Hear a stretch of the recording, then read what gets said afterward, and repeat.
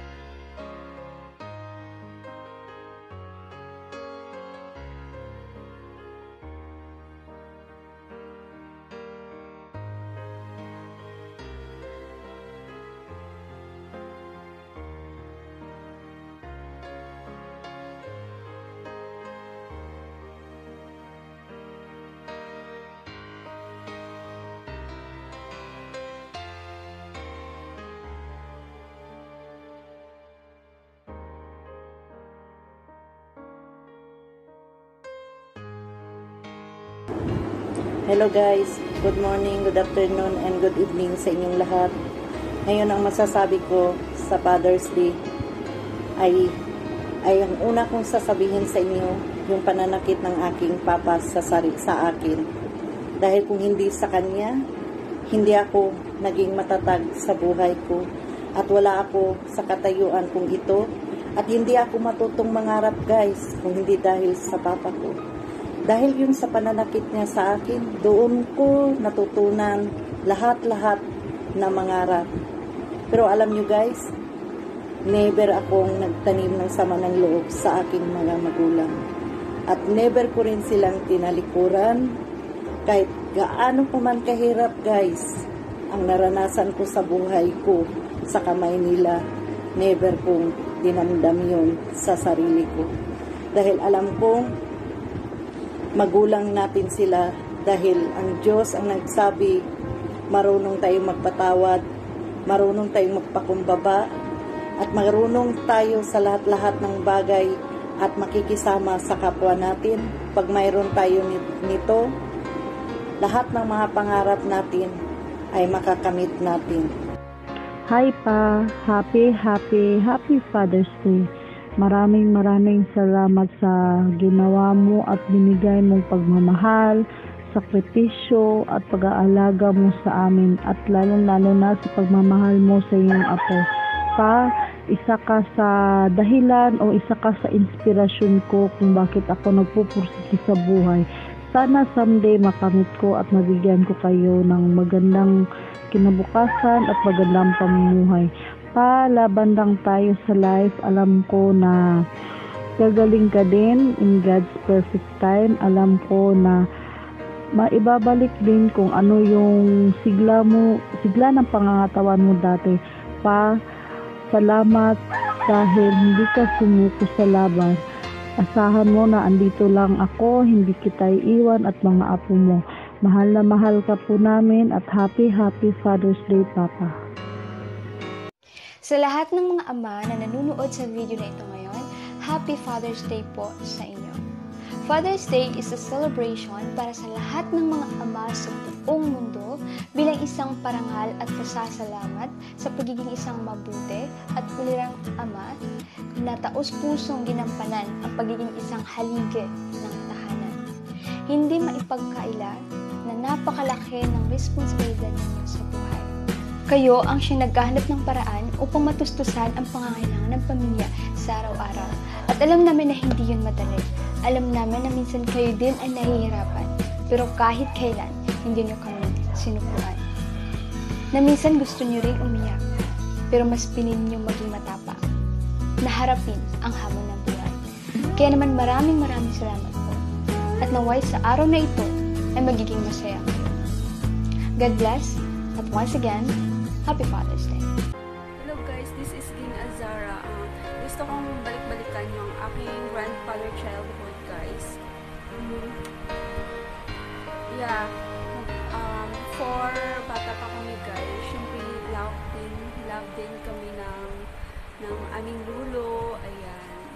At of course guys, my mother said to me that my lulo is, siya guys, very responsible to his family, and of course he is a very kind-hearted person na hindi siya madamot guys. Kung sino yung nangangailangan, binibigyan niya talaga guys nang walang kapalit. Ganyan yung lolo ko. So I'm very proud to my lolo na ngayon ay nasa heaven siya. Kasi wala na siya guys. So thank you so much for watching.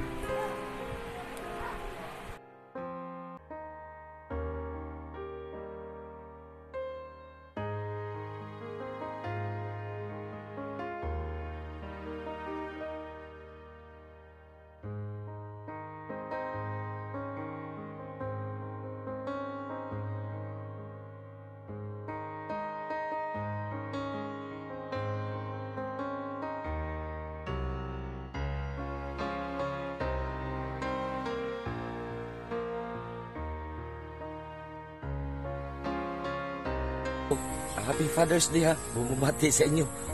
Sa lahat ng mga father dyan. Ang amahan talaga, yung parang siya ang naging pinuno sa ating tahanan. Pinakapuno tatay natin. Hindi yun. Ang ama, minsan tagalaba ng walang pinyo. Minsan tagaluto. Para minsan tagaligo. Minsan yung ama ay tagahatid sundo papunta sa parlan, tagaligo nagkakarwas. Nagtatrabaho po ang ama para sa kanyang pamilya mabuhay, para may bayad sa utang. Hi, Page to KL. This is It's My Vlogs, and today I want to share with you about the quotes for all the fathers sa pag-celebrate ng ating Father's Day. For me, father is one of the foundation of the family. He is the one who head the family to grow and to have a fruitful home in one house, di ba po? Siya ang nagbibigay ng katatagan sa pamilya. Siya ang provider, siya ang kalakasan ng buong pamilya. So, father is so important, lalo-lalo na sa isang pamilya na magkaroon ng haligi ng tahanan. Diba? So, haligi ng tahanan is one of the important thing to have in a one family, and it's the father. Napaka blessed natin to have a wonderful father sa ating pamilya. Nagbibigay kalakasan, nagbibigay ng strength sa pamilya, lalo sa kanilang kahinaan, di ba? As God the Father gave His Son to redeem us from the sin, ganoon din po ang ating mga father, na hindi tayo pababayaan, hindi tayo iiwan kahit anuman mangyari. Di ba sabi nga sa John 3:16, "For God so loved the world that He gave His only begotten Son, that who believes in Him shall not perish, but have an everlasting life." Ganon din po ang ating mga ama sa tahanan, na walang ibang hiling kundi mapabuti ang pamilya at proteksyonan ang kanyang pamilya. Yun lang po, and God bless everyone. Happy Father's Day sa lahat ng fathers sa buong mundo. Thank you! Happy Father's Day, Papa in Heaven. Ang masasabi ko sa aking Papa ay isang lalaking walang katulad. Binigyan niya ako ng buhay, inalagaan, tinuruan, binihisan, ipinaglaban, hinawakan, sinigawan, hinalikan. Ngunit ang pinakamahalaga ay minahal ako ng walang kondisyon. Walang sapat na mga salitang masasabi ko upang ilarawan kung gaano kahalaga sa akin ng aking ama at kung ano ang isang malakas na impluwensya na patuloy siyang naroroon. I love you, Papa, and I miss you so much. Happy Father's Day in Heaven. He taught me to do things with no complaints and just mind my own business. Be there for the family to provide, to be the strength, and remind me that I don't live to eat, but eat to live. Always try to be of service to the family, to others, and to God. Taught me silently some valuable lessons that I don't need to ask. You are the strict type, but same time funny, and I thank God that both are within me. Family first is always and will be. Now you are gone and everything is done. Certain moments I will miss and wish I could still kiss. One thing is certain, I am still here. The lessons will be past, your memories will stay clear. Don't worry about us, but always guide us through. Thank you for everything, Dad. I love you.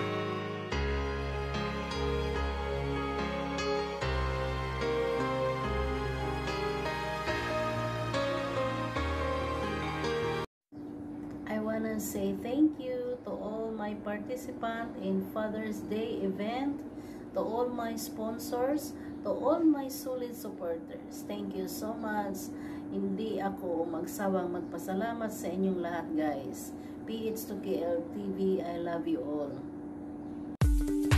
Thanks for coming, guys. See you next time. Bye-bye.